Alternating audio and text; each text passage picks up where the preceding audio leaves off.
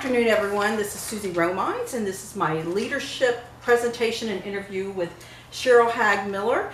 She is the dealer principal, am I right? Right. Of Haag Ford Sales, an auto dealership, and there's several different divisions. We're going to talk a little bit about that.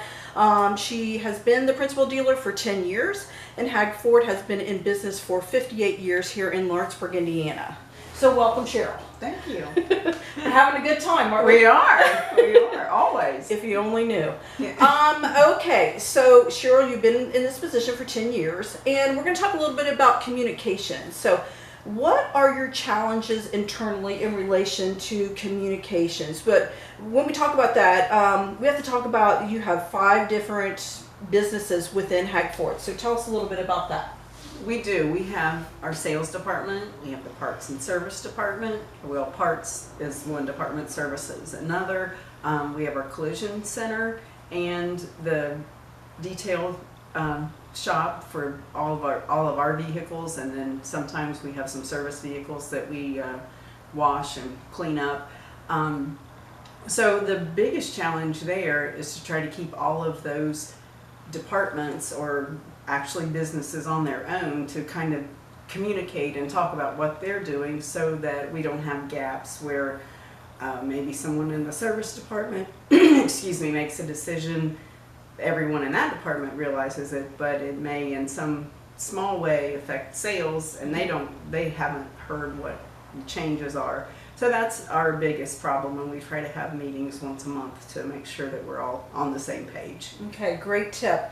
Do you feel like your job is more difficult as a woman? I really don't. I haven't found any issues due to my gender. The only, I guess, benefit of it is going to Ford meetings, and there's never a line in the women's restroom. I just sail right in. So that's a benefit. But as far as any problems or issues with being a woman, it hasn't came up at this point. So that may mean we need maybe to look at more women at the top or in more leadership positions, correct? Oh, absolutely. Yeah. How do you handle crisis or conflict or rumors within the company? Well, we are a small business, and that creates more of a family atmosphere here. So when there are rumors, we try to talk it out, go to wherever the questions are and talk to those people and try to rectify the situation to calm their concerns, and let them know that that is true, that isn't true, it's true because this is the next step. But it's generally not a problem. Okay. All right. I may have made an error. So Haag Ford has been in business for how many years? Well, this will be our 59th year. 59th year. 19. And you have 58 employees. So maybe Yes. I was right. Okay, great.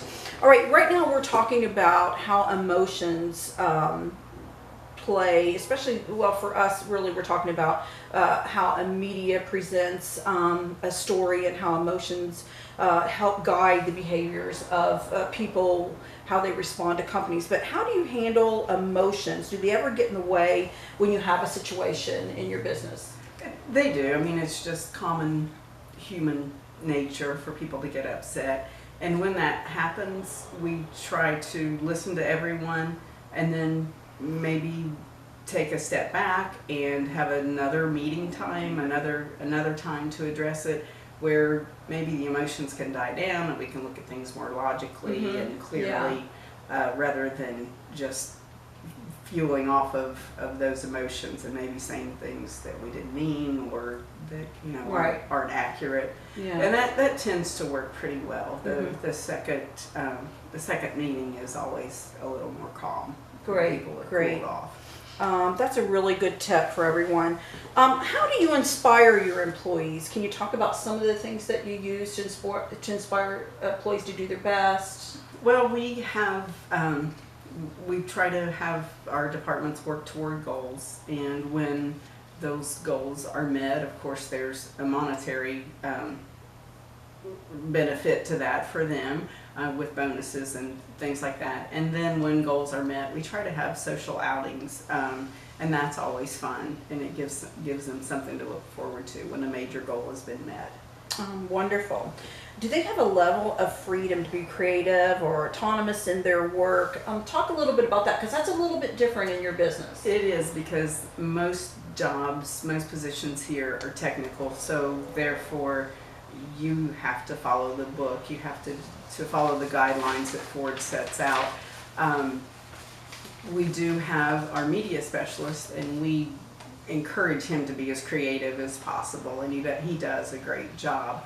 But for the most part, most of our employees, I mean, when there's an oil change, you don't want to get too creative. You want to follow the book. So there's not a lot of room for that. Good. Okay, so Sheryl and I talked a little bit about the blue ocean strategy or red ocean traps, and she's really got some information as it pertains to Haag Ford. So how do you operate in either a blue ocean strategy where you're not worried about competition, or do you have red ocean traps where you are worried about competition and you watch what's going on in other area dealerships? So talk a little bit about that. Being in the Cincinnati region as a Ford dealer, we are in one of the most competitive regions in the United States. Therefore, we have to work in a combination of the two. We have to keep our prices competitive, but along with that, we try to hold our customer satisfaction, the quality of our service, and our hometown feel. We try to pair the two so that we do try to make that difference, that we have the same low prices as everyone else, but we can give you more. We're here if there's an issue. We don't stop our service after the sale. It all continues. And one of the things we talked about that we hadn't talked about was like your involvement in the community. I think that really makes a difference. So talk a little bit about how you and Haag Ford are involved in community projects. We do as much as we possibly can financially to help the community, because I do feel that's important. I feel that you have to give back to the community and support your community. We go to all of the surrounding area county 4-H fairs and support the 4-H children at the auctions. We donate to the schools. We give them basketballs and t-shirts and things to hand out at games. There are very few things that we don't attempt to sponsor in some light or fashion. The Art Guild, we donate to that and sponsor one of their shows. Just as many things as we possibly can afford to do, we try to help the community. And I think it comes back. Many times we have people come in and say that they're here because they know we support the community and they appreciate it. Yeah, so community service is important, whether as an individual or as a company, just to show people that you're more than just buy something for us. Right. So how are decisions made within the company? Well, as I said before, having the family type atmosphere, if there is a change that needs to be made or a decision to be made, generally the employees and managers talk about it, and then they bring it to me and we talk about it as a group and try to decide the best situation that go over all of the possibilities and see what will work best for us, for our company. Okay, so is there a team feeling in the environment, or is it a us versus you between management and other employees, and how do you work on this? Well, the us versus them is always a difficult thing to overcome, and you want to do your best to show everyone that we're here as a team to work together. So we try once a month to have an employee luncheon, and if the weather's permitting, we'll grill hamburgers and hot dogs and just kind of have a very relaxed, laid back time. It's not a meeting, it's just, talk about what you want to talk about. You know, they joke around, kid around, and we just try to bring everybody in as one. And it's not, oh, this is the manager's lunch, or you know, it's for everybody here, and everyone's welcome to talk about what they want to talk about, hang out with their friends, or whatever at that time. Okay. What is your procedure if an employee has a concern or a problem? I have an open door to my office. It's almost always open, unless there is, you know, some type of a meeting. But if anyone has an issue, they know that they're more than welcome to come in and talk to me, and we'll do our best to solve the problem. Sometimes it's not an immediate solution, but it'll definitely be, you know, something that's taken into consideration, and we do the best we can to help everybody out, and so they can do their job better. And we talked a little bit about this, are there ways that you yourself show your staff that you are also a member of the team and that the business success is as important to you also? I do, and I haven't really thought about this much, but I guess, you know, at times we have an older building, we have bad plumbing, or we'll have a toilet overflow, and when that happens, sometimes the maintenance man's here, sometimes he's busy doing something else, and I'll grab a mop and mop the floors, and, you know, do what I can to get the situation resolved. We have a snowy day. I've been here many times at 4 in the morning shoveling the doorway so employees can get in. It's just what you do to keep your business going, to keep things clean, and just to take pride in your business so that your employees see that you care, and hopefully, you know, that'll carry through with them. I think we talked a little bit about your tagline, "We are the difference," and you talked about it's not just about price, it's about service, it's about knowing that you're here for them. So you want to talk anything more about that? Just like we said, it's everyone has a low price. What we try to do is the difference in us and everyone's low price is that we're here after the sale, we're here for your service, we're here to help in any way we can, and we're not going away, and you know, after you drive off the lot, we're still here for you, and we want to help in any way we can. I know you talked about that your meetings are often held once a month, and you also get to chit chat with people at your grill outs and things like that. And how are department and other company updates delivered to other employees? Are they through besides meetings, are they through emails, intranet? How do you communicate? Well, if anything, coming through Ford is always an email. Generally, it's around the dealership. It's just, you know, Face to face? Face to face. I'll pop in, you know, someone's office. They come in my office. If it's something we want to make sure is a group message, then it will go out in an email. But generally, everything's handled just verbally at the time that it needs to be addressed. Okay. What type of training is available for new employees, or what type of training is available for current employees? Can you talk about that? Ford has a lot of training that they require on the internet, online training, and our employees, for whatever position they're coming into, they will follow that training that Ford has set up, and then we just have them job shadow for a couple of weeks so they see what needs to be done and can have any questions answered before they're on their own. Okay. So if you have established employees, is there ongoing training or things they can take from the internet or go to some training? As the new models of vehicles come out, Ford has training for the sales department so that they know that they have the product knowledge, they know about that vehicle, and then of course in service they also need to know how to repair that vehicle. So it's a continuing thing, and Ford will send out deadlines that this training has to be done by this time. There's also on-site training where Ford may come here, or they send us to, generally it's in Cincinnati, for training for the technicians. Okay. So you do feel like you have an open door policy. People feel like that they can come to you if they have a problem. What benefits do you offer employees? We have medical insurance, vision, dental. We also have a 401k where we match 2%, and we have paid vacation, which varies, after your length of employment.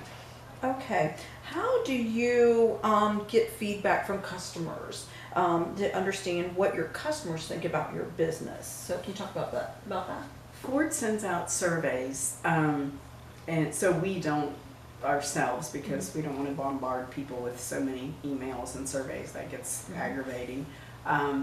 Our service and sales advisors, they try to call customers after the service, after the sale, just to check in, make sure everything went well, see if there's anything they need, anything that we could have done better, so that when they do answer the survey, hopefully everything is the way it should be.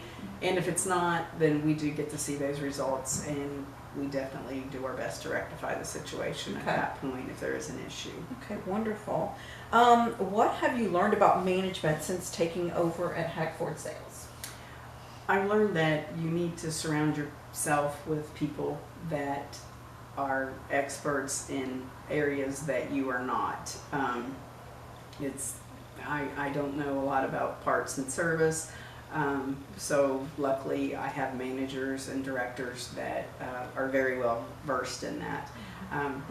You can't know everything about every department, and it's best to realize that early on, and find the people that do know and work with them and take their thoughts and considerations into the business. Okay, one last question. What do you think makes a good manager, and are there ways you feel you can be a better manager, or give tips to other managers to create a better team atmosphere, ultimately to create more success? Probably the best thing you can do is to have group discussions when things need to be changed, or if someone has a concern. I found that talking in groups with the people that do those jobs daily, they know what's going to work and what's not going to work. They know where the issues are, and if that's not a job you do every day, it may look good on paper to change it to a certain procedure, but in reality it doesn't work. So we try to have group discussions, talk about what's best, what will work most efficiently, and that way it becomes a group decision rather than just a mandate of me saying, okay, here's the mandatory change, we're going to do it this way, or the manager saying this is the way it has to be done. It just seems we get better cooperation, and people feel that they have an input as they do, and things go more smoothly. Okay, before we say goodbye, I just want to say a few things that I felt like that I learned in this interview. I felt like Sheryl's taken on a great responsibility, and she shows her employees her appreciation through various different ways. She communicates with an open door policy, also through emails, through training. She allows her employees who are an expert in certain areas to speak up and talk about what they're working on, or how they can better service the customer. They also listen to their customers, and they are involved in their community. So these are some things that's very important as a leader, and as those of us who may want to branch out and do different things. So I want to thank Sheryl Haag-Miller, the dealer principal here at Haag Ford Sales. If you want to go to their website, it's www.haagfordsales.com to learn more about Haag Ford and what all they do and what all they're involved in. I hope you stop by if you're in the area. And I hope that you have learned how to become a better leader for your teams, and how to communicate better. So I want to thank you all for joining me today, and I hope you enjoyed our interview with Sheryl Haag-Miller. Thank you. All right, thank you.